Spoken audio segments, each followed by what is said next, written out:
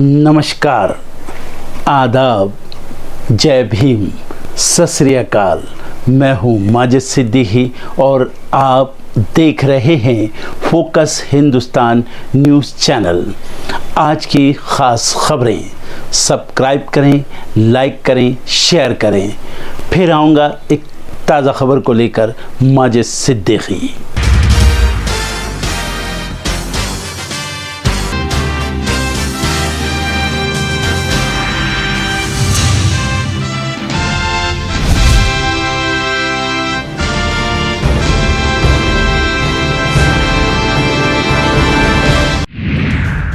किसान आंदोलन का तीसरा दिन, केंद्रीय मंत्रियों और किसान नेताओं के बीच आज होगी तीसरे दौर की बैठक।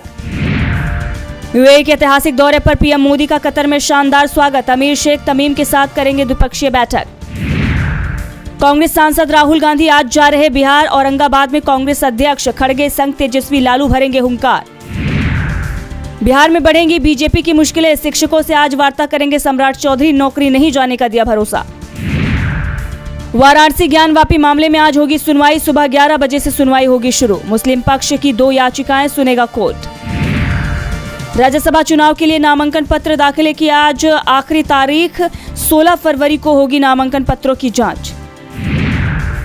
आज महाराष्ट्र के संभाजी नगर जाएंगे अमित शाह, अशोक चौहान से भी करेंगे मुलाकात।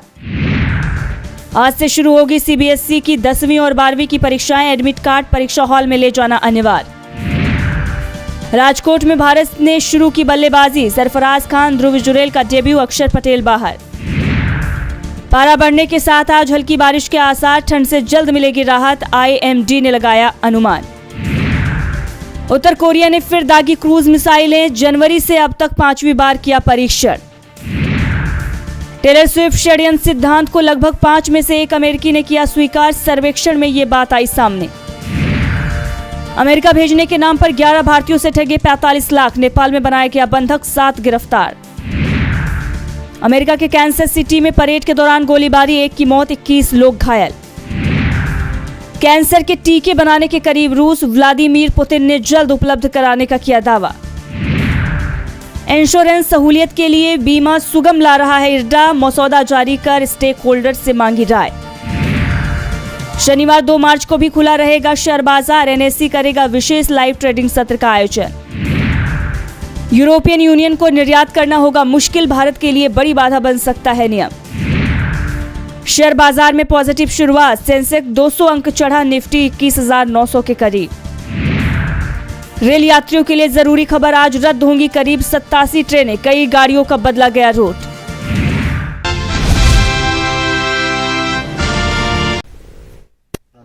मराठा आंदोलनकारी मनोज जरांगे ने फिर अन्न जल त्याग दिया है। हालत बिगड़ रही है। जालना जिले के अंतरावली सराठी गांव में 5 दिन से आमरण अनशन पर हैं। नाक से खून बह रहा है पर कदम पीछे लेने को राजी नहीं। इस बार कसम खा ली है कि जब तक सरकार उनकी मांगे नहीं मानती तब तक इस बार न तो वो अनशन तोड़ेंगे न ही अपना इलाज करवाएंगे। सरकार को तीखे शब्दों में चेतावनी भी दे रहे हैं।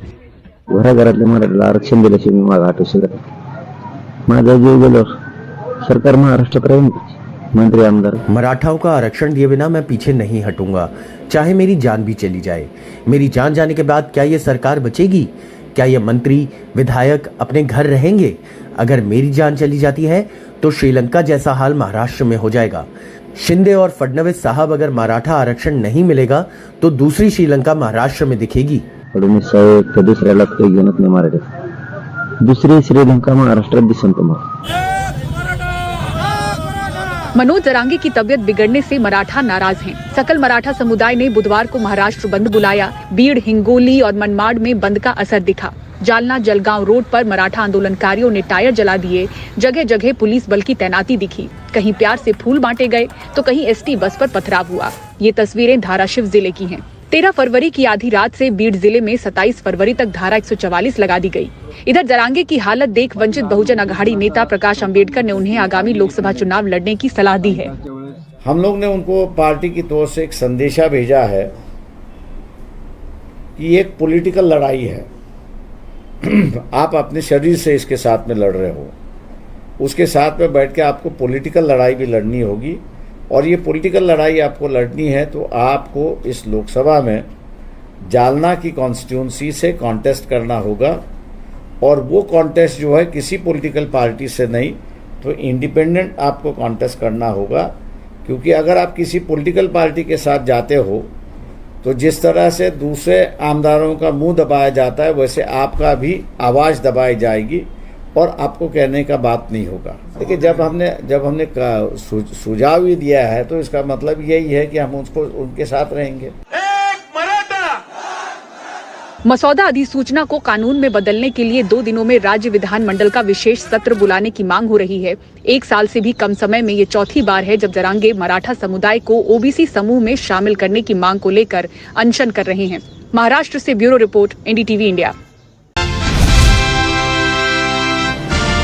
The Supreme Court has struck down the electoral bond scheme, comprehensively struck it down, and all the provisions that were made to bring it into effect in the Income Tax Act, in the Companies Act, etc., everything has been struck down.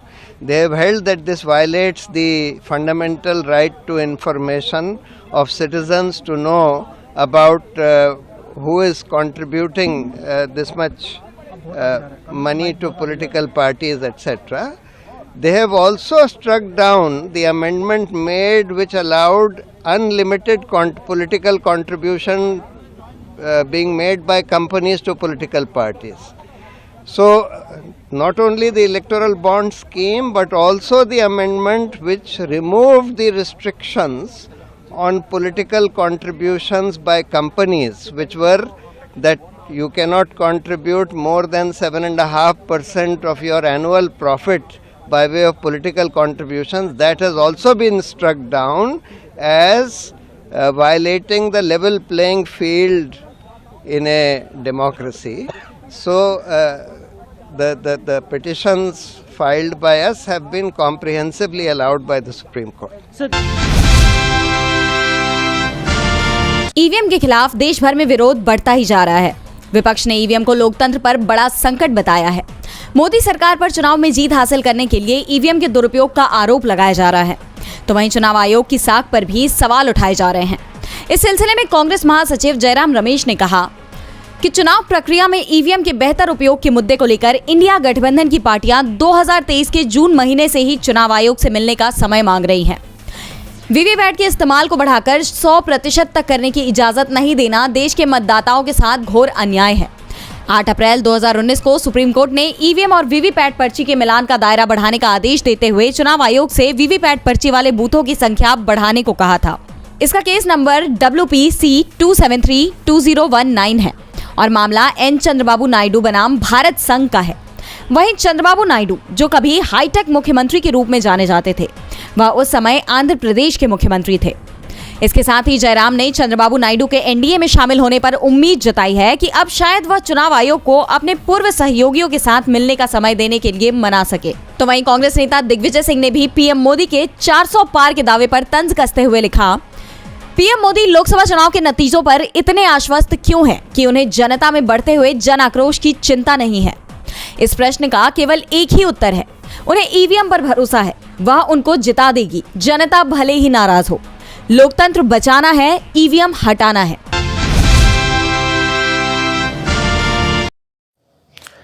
अस्सलाम वालेकुम। मौजूदा सूरत हाल जो हमारे मुल्क भारत में हुई है, तो हम जमी खुद्दाम ख्वाजा हुजूर गरीब नवाज़ रहमतुल्लाह अलैह अजमेर शरीफ से एक पैगाम देना चाहते हैं मुसलमानों को कि संविधान के दायरे में रह के अपनी आवाज़ बुलंद करना सीखें, और जो भी कभी भी दीन व मिल्लत के मामलात हुए हैं, चाहे वो नामूस रसूल का मामला हो सल्लल्लाहु अलैहि वसल्लम, या अहले बैत अतार का, बारगाह हुजूर गरीब नवाज़ से हमेशा आवाज़ उठी है।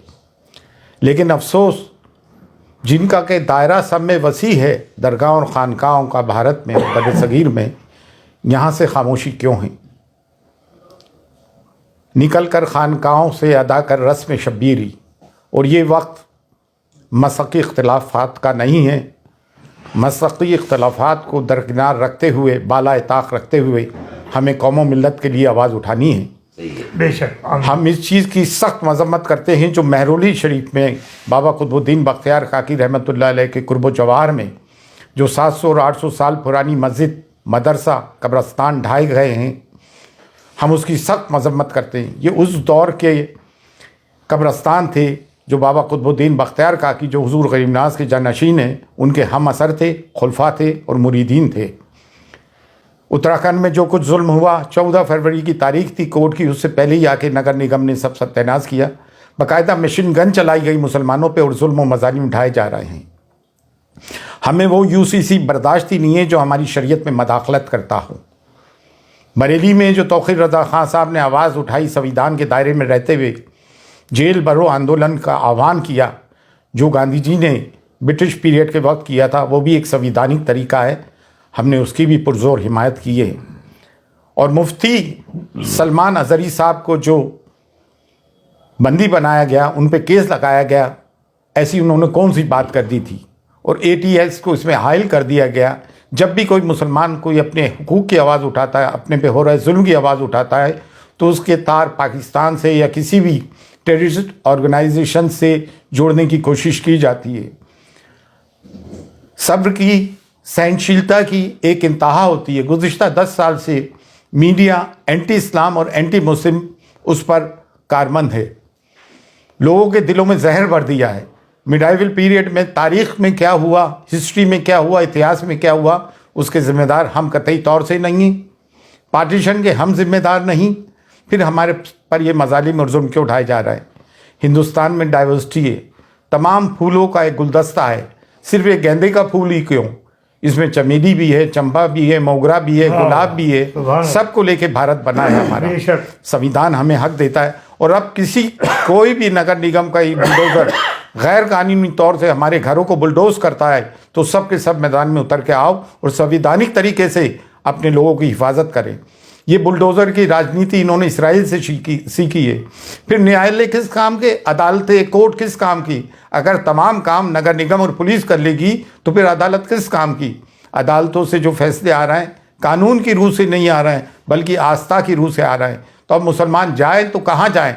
अब दरगाह और खानकाह, जिनका कि सब में बड़ा गहवारा है, जिसकी कि भारत में सब में ज़्यादा फॉलोइंग है, आप लोग आवाज़ क्यों नहीं उठाते हो भाई? बाढ़ गया गरीब नवाज जो कलीदी दरगाह है, जब यहाँ से आवाज़ उठ रही है तो आप लोग भी आएँ और खुलकर अपनी आवाज़ उठाएं। ये ना सोचे कि मैं खामोश रहूँगा तो बच जाऊँगा। नहीं, ये हम पे यलगार कर दिया गया है और संविधान हमें हुकूक देता है कि हम अपनी बात को संविधान के दायरे में रहते हुए डेमोक्रेटिक तरीके से आवाज़ उठाएं। आज हुजूर गरीब नवाज़ की दरगाह तक भी बात पहुंच गई है। हुजूर गरीब नवाज़ की शान में गुस्ताखियाँ हो रही हैं, हमारे नबी करीम सल्लल्लाहु अलैहि वसल्लम की शान में गुस्ताखियाँ हो रही हैं। कब तक मुसलमान बर्दाश्त करेगा? और अगर मुसलमानों की इबादत गाहों पे बुलडोज़र चलने के बाद भी मुसलमान चुप है तो इससे बढ़ के मुर्दारी क्या होगी? लेकिन अल्हम्दुलिल्लाह अब मुसलमान जाग गया है, हम सब जाग गए हैं। बारगाह हुजूर गरीब नवाज़ से भी सदा बुलंद होती आई है और अब पुरजोर बुलंद हो रही है कि उठो और उठ के जुल्म के ख़िलाफ़ आवाज़ उठाओ। अगर अपने आप को हुसैनी कहते हो और जुल्म के ख़िलाफ़ आवाज़ बुलंद नहीं करते हो तो तुम कैसे हुसैनी हो?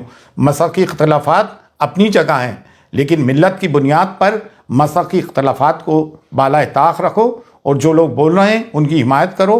आओ और बोलो मुसलमानों के जुल्म के ख़िलाफ़। फ़ी अमानिल्लाह, अल्लाह हाफ़िज़।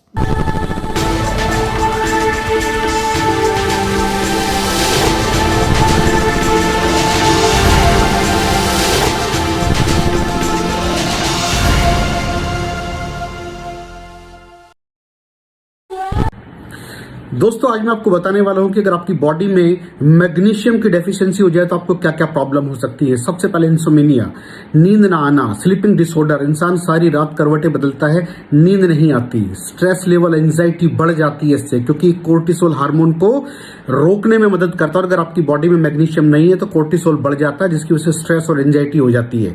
मूड स्विंग्स, इंसान को पता नहीं चलता उसके मूड स्विंग्स होते हैं, थोड़ी थोड़ी देर में गुस्सा आना, थोड़ी थोड़ी देर में चिड़चिड़ापन होना, क्योंकि ये सेरोटोनिन हार्मोन को बढ़ने में मदद करता है। अगर आपकी बॉडी में less magnesium is equal to less serotonin, और सेरोटोनिन हैप्पीनेस का हार्मोन है। अलावा इसके ये फटीग को भी कम करता था। अगर आपकी बॉडी में मिनरल डेफिशिएट है, अगर आपकी बॉडी में मैग्नीशियम नहीं है तो आपको थकावट बहुत जल्दी फील होगी, जरा सा काम करती है आपकी बॉडी थक जाएगी। पुअर डाइजेस्टिव सिस्टम, ये डाइजेस्टिव सिस्टम को भी मैनेज करने में बड़ा शानदार रोल प्ले करता है, और अगर इसकी डेफिशिएंसी है तो कॉन्स्टिपेशन, डायरिया जैसी प्रॉब्लम हो जाती है। माइग्रेन, बहुत खतरनाक प्रॉब्लम है माइग्रेन। अगर डेफिशिएट है आपकी बॉडी मैग्नीशियम से तो आपको माइग्रेन की प्रॉब्लम भी हो सकती है। ब्लड प्रेशर, अगर आपकी बॉडी में मैग्नीशियम कम है तो आपको ब्लड प्रेशर की प्रॉब्लम हो सकती है। इरेगुलर हार्ट बीट, ये हार्ट बीट का बढ़ जाना, कम हो जाना, बढ़ जाना, कम हो जाना, मैग्नीशियम डेफिशिएट होने की निशानी है।